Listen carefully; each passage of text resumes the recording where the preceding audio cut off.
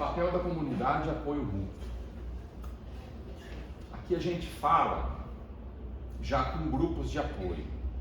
Pessoas que às vezes estão passando por dificuldades, normalmente elas se isolam. Pessoas que têm um pensamento suicida, uma ideação suicida, elas se isolam. O comportamento dela é de isolamento. Ela acha que ela atrapalha, ela acha que ela incomoda, ela acha que ela não é o mais importante dentro daquele meio. Então, as redes de apoio são muito importantes. Essas redes de apoio hoje estão sendo muito difundidas dentro de comunidades, dentro da própria faculdade. A faculdade tem clínica escola, tem grupos de apoio.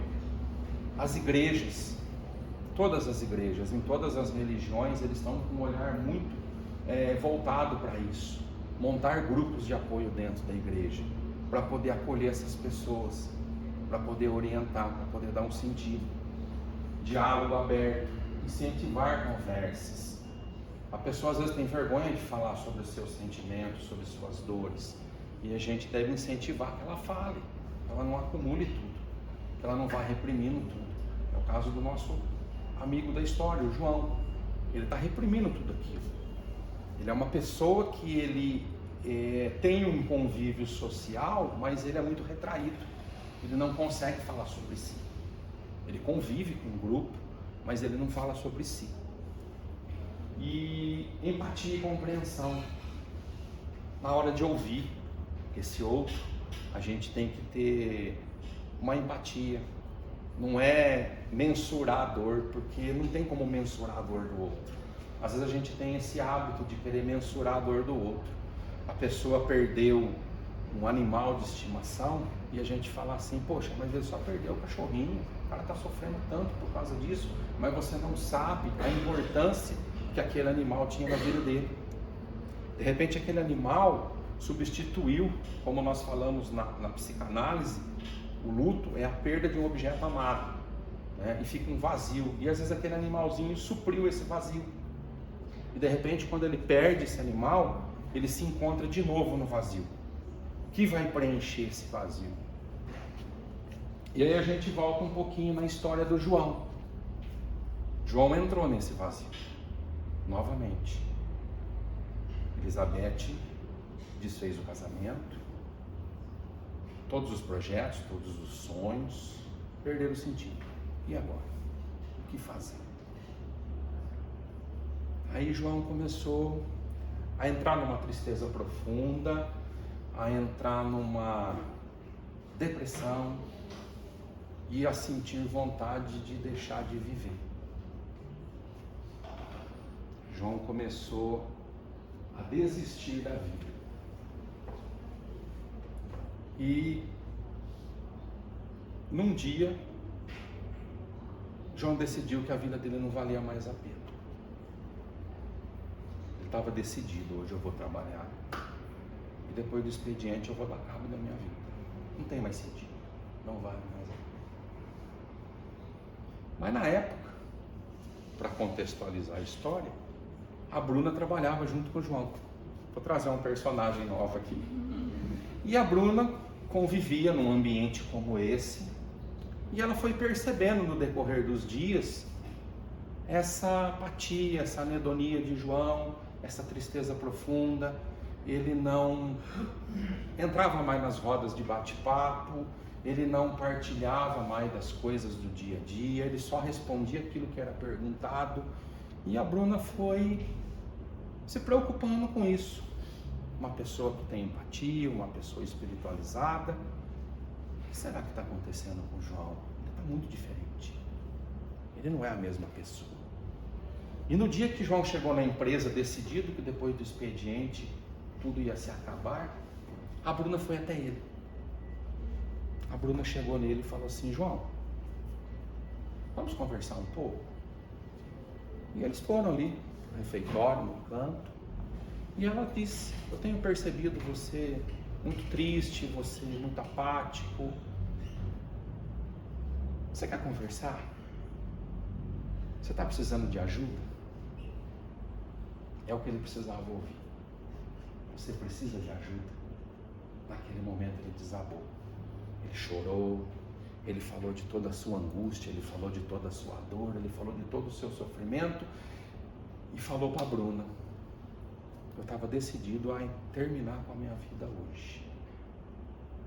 E a Bruna estende a mão para ele e diz assim: não, eu estou aqui para te ajudar. Eu te ajudo a encontrar um caminho para isso. E graças a essa atitude de amor da Bruna, João conseguiu se tratar. Hoje ele superou essa questão.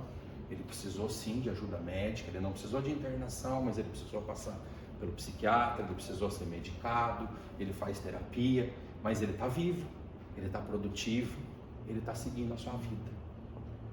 Por que eu estou trazendo isso? Porque nós temos esse olhar, nós temos que ter esse olhar. Essa é a intenção do Setembro Amarelo. A gente reparar nos nossos amigos, nos nossos familiares, nos nossos colegas de trabalho. Por que essa pessoa mudou tanto de comportamento? Era uma pessoa alegre, era uma pessoa divertida. Momentos de apatia nós temos. Tem dia que a gente não está bem mesmo, tem dia que a gente não quer conversa. Mas isso não pode durar dias, semanas, uma tristeza de muito tempo. Tem algo errado ali. E às vezes a gente tem que ir lá. Você precisa de ajuda? Eu estou aqui. E também eu volto para o outro lado, para quem estiver mal, para quem não estiver se sentindo bem. Esse é o tema da campanha. Lá atrás, nós voltando na primeira tela. Se precisar, peça ajuda. Não tenha vergonha. Não tem que ter vergonha de pedir ajuda. Se você não está se sentindo bem, se você sente que você está em desequilíbrio, peça ajuda. Confie em um amigo, confie em um parente, ou procure um profissional. O profissional está lá para te ouvir, para te acolher, para te ajudar. Então, não tenha essa vergonha de pedir ajuda. Isso é muito importante. Vamos lá, vamos dar sequência aqui.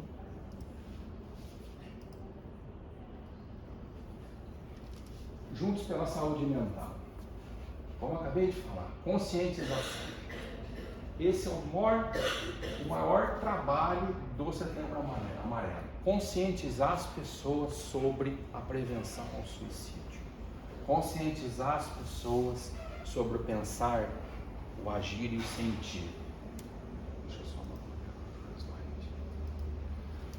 Por quê?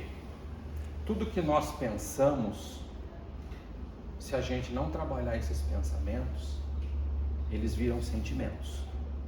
A gente começa a pensar uma coisa por muito tempo, a gente começa a sentir isso. E a partir do momento que a gente começa a sentir, a gente começa a fazer isso, colocar isso em ação, vira comportamento. Então o suicida, ele não começa com eu vou me matar hoje. O suicida começa com um pensamento. Eu acho que a vida não vale a pena. Eu acho que era melhor, eu acho que seria melhor se eu não tivesse aqui. Essas pessoas seriam mais felizes sem a minha presença. E esse pensamento, se não for cuidado, se não for trabalhado, ele vai virar um sentimento. Ele vai realmente começar a ter certeza que ele quer morrer. E a partir daí, ele começa a planejar. Até aí nós estamos numa ideação. Aí vem o planejamento, que é o que aconteceu com o João. João passou dos pensamentos, passou dos sentimentos, teve a ideação e planejou. Se ele não encontra a Bruna naquele dia, que ele estende a mão, com certeza hoje ele não estaria mais vivo. Ele teria dado cabo da vida dele. Então isso é muito importante, nós atentarmos, nós temos esse olhar para com o outro, de cuidado, de preocupação, de empatia, de amor. Ter essa percepção. Esse é o intuito da palestra do Setembro Amarelo. Eu vi algumas frases ali, ó. Você é forte, sua vida é preciosa. Uma frase dessa pode salvar uma vida. Quando a pessoa está no estado depressivo, ela não enxerga mais nada. Ela não vê mais nada. Ela só fica focada naquela depressão, naquele estado de tristeza profunda. Quando você traz uma frase dessa, de repente, traz ela para a consciência, pode trazê-la de volta à vida. Então isso é muito importante, da gente estar atento a essas questões.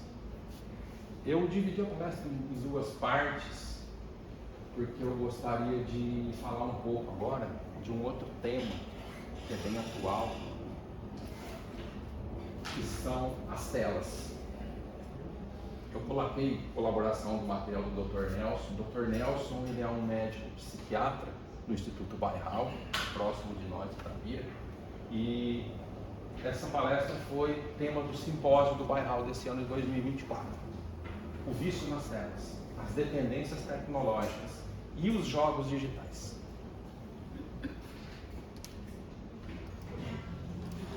Aqui uns números para que a gente tenha dimensão disso. O Brasil é o segundo país com o maior tempo de tela do mundo. É um ranking que nós não gostaríamos de estar nele. Nós estamos 56,6% das horas acordadas diante de tela. Nós só perdemos para a África do Sul. É um número preocupante. Ou seja, metade do nosso tempo acordado, ou mais da metade, nós estamos diante de uma tela. Quando eu falo tela, eu falo smartphone, tablet, notebook, computador, TV, é tela. Diante de uma tela a gente está. Olha para vocês verem a diferença. O Japão é 21,7% do tempo. O Japão já teve casos gravíssimos de suicídio no passado. Conseguiu diminuir isso. Com campanha, com trabalho, com prevenção, conseguiu diminuir. Tanto que eles não têm tanto tempo de tela igual a nós, né? Olha, menos da metade do tempo de tela que nós temos. Um trabalho de conscientização.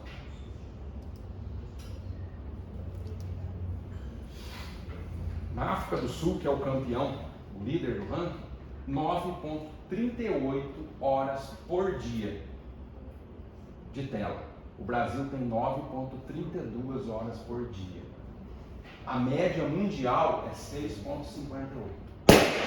Nós estamos bem acima da média mundial do tempo de tela. Por que eu estou falando esse lance da tela? Porque hoje está sendo uma das grandes causas do suicídio. A tela, ela é viciante. A tela, ela causa dependência. E nós vamos ver na frente um pouco mais que ela causa compulsão. Tempo de internet, mais um dado para a gente poder ter um pouco de parâmetro.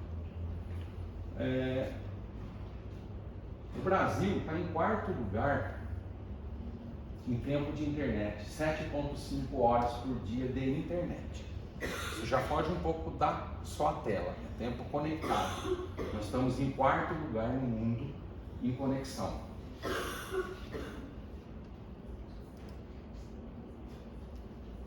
Plataformas. O Brasil, ele é o segundo país no maior acesso de plataformas, 8,4 plataformas. Os Estados Unidos está em 22º na posição. Eles acessam apenas 6,6 plataformas por dia. E olha para você ver um dado interessante, a internet do Brasil alcança 84,3% da população. Ele é o 25º no ranking de alcance de internet. Imagine quando a gente chegar em 100%, que é a meta, né? A meta do governo é atingir 100%, não com intenção de vício, mas com intenção de acesso à informação. Então, se nós estamos em 25º no ranking em acesso de internet, e já somos o segundo em acesso de plataforma, quando a gente chegar em 100%, com certeza nós vamos liderar a lista. Né?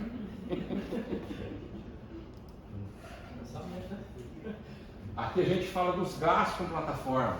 TikTok em 2022 faturou 45 milhões de dólares. O Instagram foi a rede com maior acesso em downloads em 2022. Aí vem seguido por esses outros, as outras plataformas. Compreendendo a dependência tecnológica. Uso saudável da tecnologia, com controle e consciência. A tecnologia é ótima, gente. É maravilhosa. Nós temos acesso à informação. Vocês estão aqui trabalhando, você precisa de um dado, você busca rapidinho, você consegue acessar, fazer um levantamento de dados. Se você estuda, você tem acesso a um monte de informação de estudo, de trabalho, entendeu? Até de lazer. Você resolve fazer uma viagem, você quer pegar o seu marido, a sua esposa e planejar uma viagem. Na internet você faz um monte de pesquisa, hotéis, lugares que dá para viajar, pacotes turísticos. Ela é muito boa, desde que ela seja usada de uma forma saudável, sem exagero. Eu atendo uma paciente que ela tem vício em tela, ela tem vício no smartphone. Ela trabalha com o smartphone. É uma ferramenta de trabalho dela do dia a dia. Então aquilo para ela é uma fonte de renda. Porém, ela não consegue se desligar. Ela encerra o expediente dela às 18. Ela fica conectada até na hora de dormir. Ela acorda de 2 a 3 vezes na noite para navegar. E quando eu fiz uma proposta para ela, para que às 18 ela desligasse esse smartphone e ficasse esse período sem ele, ela falou, não dá, eu não consigo. Eu não aguento. Eu endoido. Mas como assim? Não dá conta. Eu tenho que ver pelo menos o meu WhatsApp. Eu tenho que responder. Falei, então vamos fazer um combinado. Às 18 você se isola do WhatsApp, das redes sociais. Quando for ali por volta das 20, 30, você vai só olhar o WhatsApp. Só mensagens que são relevantes, de trabalho não, porque você não está no teu horário de expediente. Mensagem de algum familiar, de algum amigo, você responde e tenta não navegar, tenta não entrar em Facebook, Instagram, nada disso. Mas tem que ter mais de uma vez antes de dormir, senão eu não consigo dormir. Aí antes dela dormir, tipo 10, 10 e meia, ela vai lá e dá mais uma olhadinha. Vocês precisam ver a batalha, a luta para ela conseguir se controlar. Às vezes ela se descontrola e ela vai lá. É como se fosse um vício, como se fosse uma droga, como se fosse uma bebida. Ela precisa daquilo. E hoje nós conversamos com os nossos colegas de profissão, psicólogos, psicanalistas, psiquiatras. Todos estão com pacientes assim, com dependências na tela. Então é um alerta para que a gente fique de olho nessa dependência, nesse comportamento compulsivo e incontrolável. É bom a gente olhar pra gente e falar assim, quanto tempo eu consigo ficar sem pôr a mão no celular? Faz um teste. No horário de trabalho, de repente você precisa dele para trabalhar, é uma ferramenta, não dá. Mas e quando você não está no horário de trabalho? Você está em casa. Não sei se vocês já notaram, tem gente que assiste a televisão com o celular na mão. Está assistindo a TV e está no celular. E quando a gente vai para um churrasco com os amigos? Ao invés dos caras sentar ali em volta e bater papo e contar casos e falar bobeira, tá todo mundo no celular, ninguém interage mais. As pessoas esqueceram dessa interação. Então eu chamo muita atenção para essa dependência tecnológica. Definição e características. Como que você consegue se perceber dependente? Primeiro, uma preocupação excessiva em ter que estar olhando. Por que toda hora você tem que olhar no celular? O que está acontecendo? Você tem algum familiar que está doente ou que está num estado de internação, que de repente você precisa saber dele? Aí tudo bem, mas se não, por que toda hora você tem que estar ali olhando o celular? Esse é o primeiro item. Segundo, dificuldade em controlar o tempo de uso. Como eu falei, você consegue chegar em casa, deixar o celular lá, falar assim, eu não vou olhar esse negócio agora, eu vou dar um tempo, vou relaxar, vou sair, vou fazer uma caminhada, vou para academia, vou ler um livro, vou assistir uma série na TV e não vou olhar para o celular. É uma das coisas que nós temos que olhar. Terceira, negação. Eu chego na Bruna e falo assim, Bruna, eu acho que você está muito viciada no celular, cara. Parece que você não desconecta. Ela fala, não, que isso? A hora que eu quiser eu não uso mais. É igual o cara que bebe muito. É o cara que é alcoólatra. Eu bebo, a hora que eu quiser parar, eu paro. Eu tenho controle do meu vício. Né? Entendeu? Então é mais ou menos por aí. Surgimento de sintomas negativos. Você começa a ver que aquilo ali começa a te deixar irritado, que aquilo ali te começa a deixar ansioso, que aquilo ali coloca você num estado de estresse. Ele está influenciando a sua vida. Então tomar muito cuidado com isso. Agora nós chegamos nos famosos bets, as apostas online. Quem nunca? E esse aqui? Quem conhece? Alguém conhece? Eu só fiquei sabendo que o Diego deu lanche. Olha lá. Tá vendo? Veja que tem muita gente ganhando dinheiro com esse negócio aqui. Gente, tem uma reportagem, se vocês quiserem acessar, é só dar um Google aí, uma reportagem do Estadão, que eles fazem uma entrevista com pessoas que estavam viciadas em jogos. Eu não sabia dessa informação, eu fiquei sabendo agora que eu fui pesquisar para montar essa palestra. Vocês acreditam que tem jogadores anônimos, criaram um grupo, não tem o Alcoólicos Anônimos, não tem os Narcóticos Anônimos, já tem jogadores anônimos, para ter esse trabalho de grupo. O Dr. Nelson, que cedeu esse material, ele diz que um dependente em jogo e um viciado em cocaína, para ele, é a mesma dificuldade de tratamento. Ele considera que até o do jogo é pior, é mais difícil. Inclusive no Bairral, já tem várias pessoas internadas com esse vício.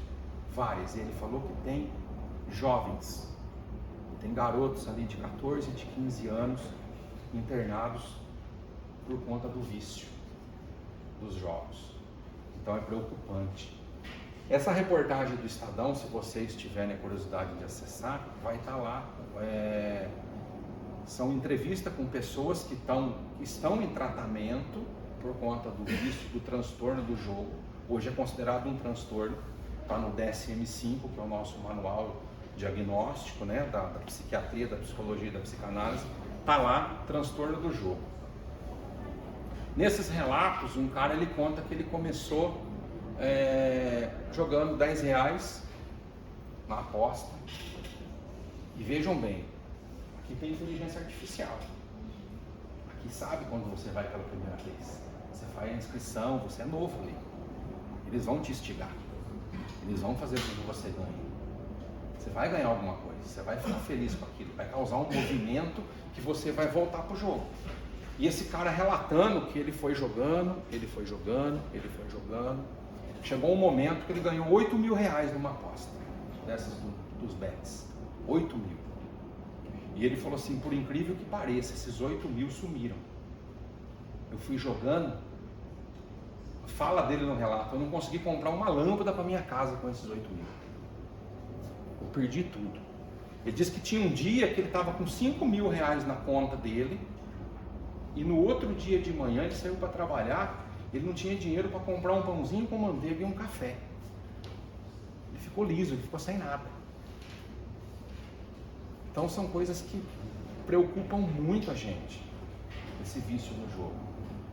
Tem um caso de um garoto daqui da cidade, ele foi internado no Bairral agora recentemente, deve ter uns 15 dias. Ele começou a jogar e aí os pais cortaram dinheiro porque sentiram que isso estava sendo uma compulsão, estava virando uma compulsão. A índole dele, o caráter dele não permitia que ele roubasse. O que ele fazia?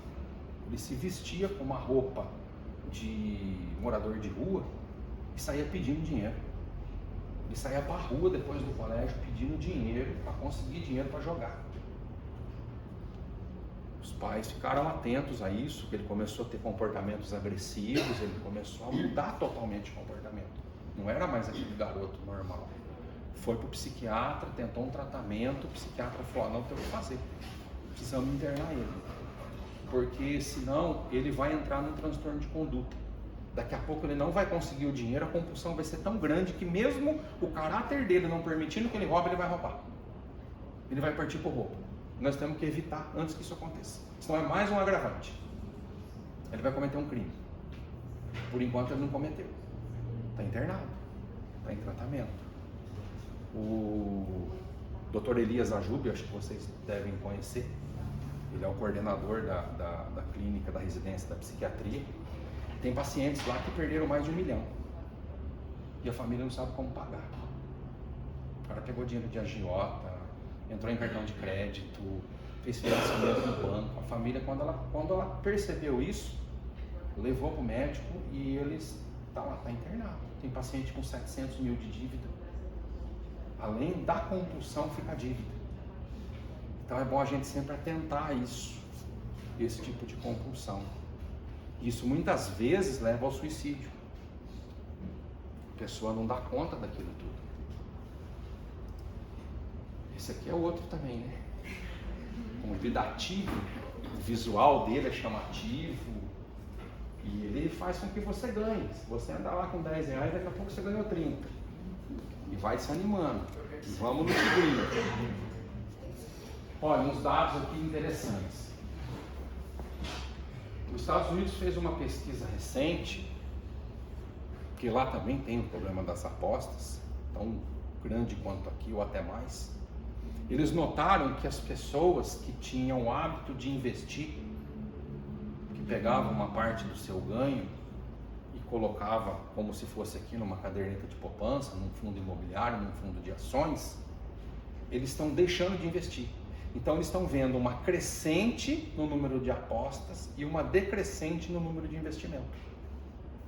O governo está preocupadíssimo com isso. As pessoas, ao invés de investirem, de ter uma reserva para uma necessidade, ou para uma melhor qualidade de vida, ou para um projeto novo de vida, estão gastando com aposta. Por quê? Porque a aposta, ela é interessante. Se você for guardando 100 reais por mês, você vai demorar quanto tempo para juntar 1.000, para juntar 10 mil? Aposta, você joga os 100 reais lá, de repente você pode ganhar 10 mil num dia. Então instiga as pessoas a fazerem isso. Aqui no Brasil, já chegou em pesquisas em que diz que 19% de pessoas já deixaram de comprar itens de mercado para apostar. As pessoas deixam de comprar itens da sua alimentação para poder gastar com apostas. E olha a faixa etária onde está a idade que mais aposta, de 25 a 34 anos. E o gênero maior masculino, 58% e 42% feminino. Olha que itens de consumo prejudicados por apostas. As pessoas, 23% deixam de comprar roupas para apostar. 19% deixam de gastar no mercado para apostar. 19% deixa de investir numa viagem, gente. A viagem é um presente que a gente se dá. Momento de lazer. É um momento de qualidade de vida. Você deixa de fazer uma viagem para gastar com aposta. Olha onde está indo esse número. Como ele é preocupante. As empresas no Brasil registradas, as empresas de aposta. Olha o número crescente. A quantidade de empresas em 2021 saltou 2022 para 79, saltou em 23 para 138. Em 2024 nós temos 217 empresas de apostas. Vocês acham que se isso não fosse lucrativo, esses caras estavam investindo?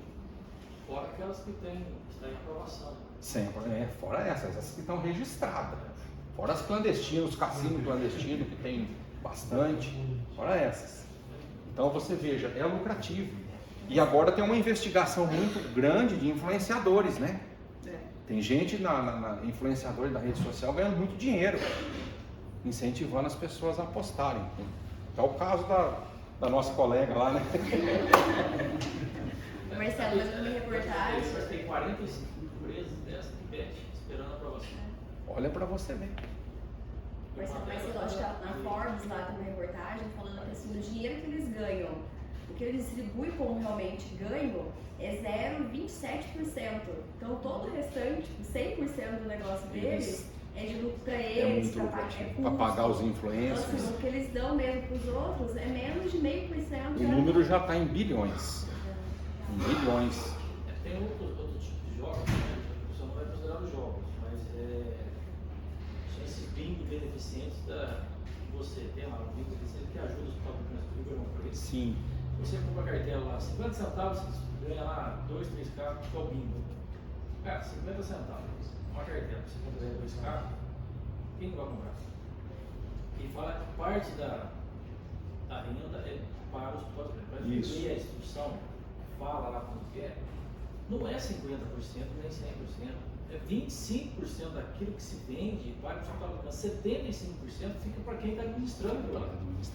E tem um, passa no qual canal que eu não me lembro, o cara agora está distribuindo dinheiro, que é dono que faz esse pingo beneficente. O cara que vai distribuir dinheiro assim, Do nada? do nada. O cara vai fazer caridade? Aí tem lá a carreta, acho que é Iker, uma coisa lá, não lembro o nome. A carreta de carro, cartela R$5. Quem não vai comprar?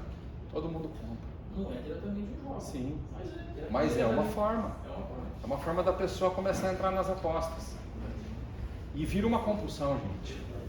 Tem um relato lá nesse do Estadão que o cara fala que a compulsão dele era tão grande que ele chegava a apostar dirigindo. Ele estava dirigindo, ele tinha que estar conectado. Ele ia para uma reunião de amigos, um churrasco, um jantar, ele não desligava das bets para ele saber o que estava acontecendo, como que está o índice das apostas, o que está pagando. Ele acompanhava aquilo o tempo todo. Ele falou que chegou um ponto que ele devia muito e ele não tinha como pagar essa dívida. O que ele fez? Ele vendeu o carro. Vou vender meu carro, eu vou pagar as dívidas e vou parar com isso, eu vou zerar. Aí ele vendeu o carro, pagou uma parte da dívida e falou assim, não, eu vou pegar uma parte desse dinheiro, eu vou tentar apostar, porque de repente eu ganho, eu recupero o carro. O que aconteceu? Ficou com as dívidas e ficou sem o carro.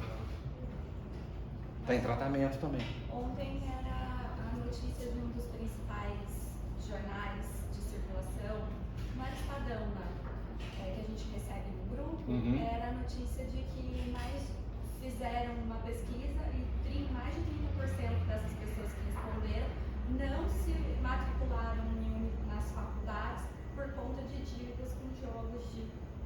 Olha para você Então ver. você está deixando o seu futuro, né?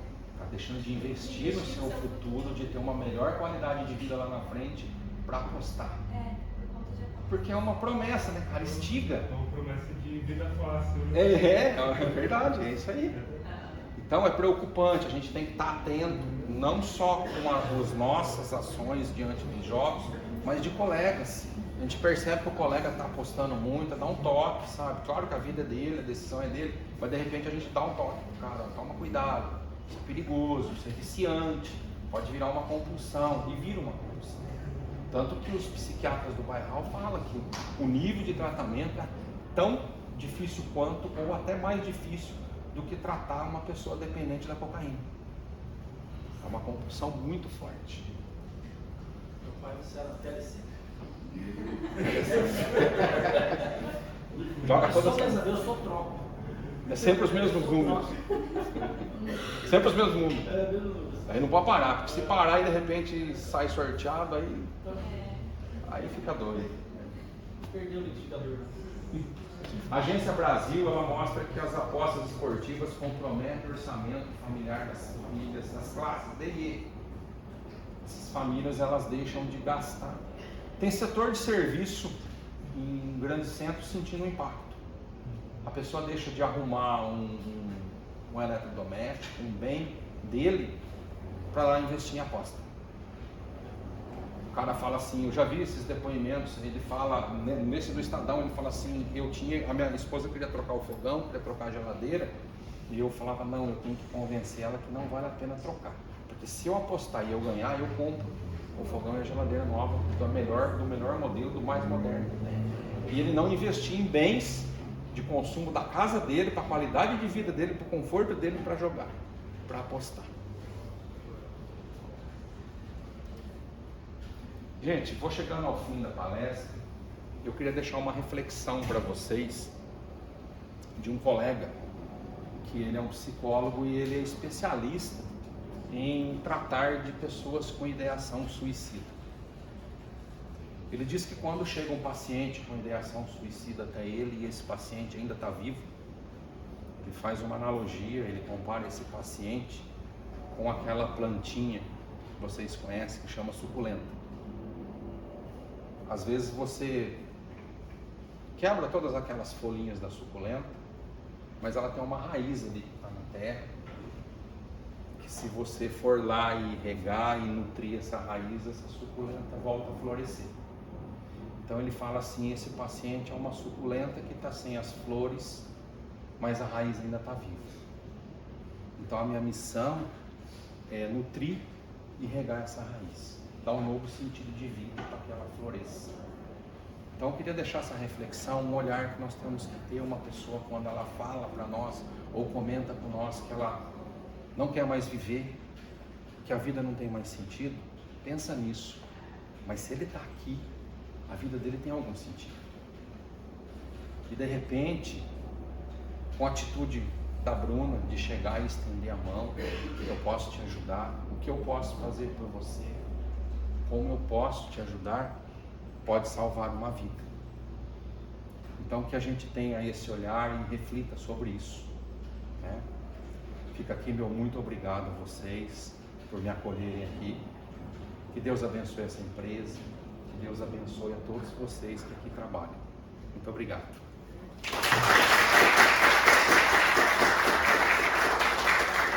Aqui tem meu contato,